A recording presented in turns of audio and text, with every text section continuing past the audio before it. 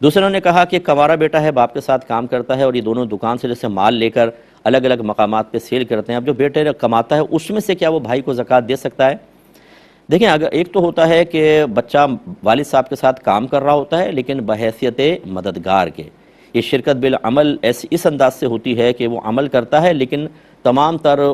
جو پیسہ ہے، نفع ہے، وہ والد رکھتے ہیں اور وہ گھر کے اخراجات وغیرہ میں وہ دیتے رہتے ہیں، بس وہ کھاتا ہے پیتا ہے سب کچھ۔ اور ایک یہ ہوتا ہے کہ انویسٹمنٹ ہوتی ہے کہ والد صاحب کے ساتھ مل کر انویسٹمنٹ کرتے ہیں، کاروبار کر رہے ہیں۔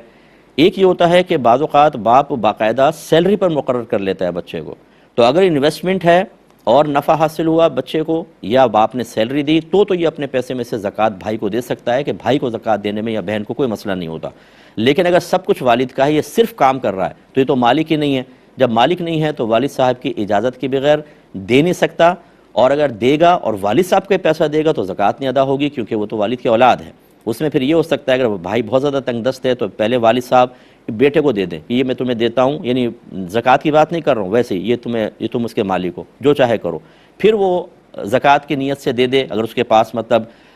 مزید مال ہے جو نصاب کے برابر پہنچ جاتا تو ٹھیک ہے، ورنہ نفلی صدقے کی نیت سے دے۔ خلاصہ کلام یہ کہ یہ خود مالک ہو اور اس پر زکوٰۃ لازم ہو رہی ہو تو یہ بھائی کو دے سکتا ہے، لیکن اگر خود مالک نہیں ہے یا مالک نصاب نہیں ہے تو چاہے زکوٰۃ کی نیت سے دے، زکوٰۃ ادا نہیں ہوگی۔ یہ بہن فرماتی ہیں کہ بعض اوقات غصہ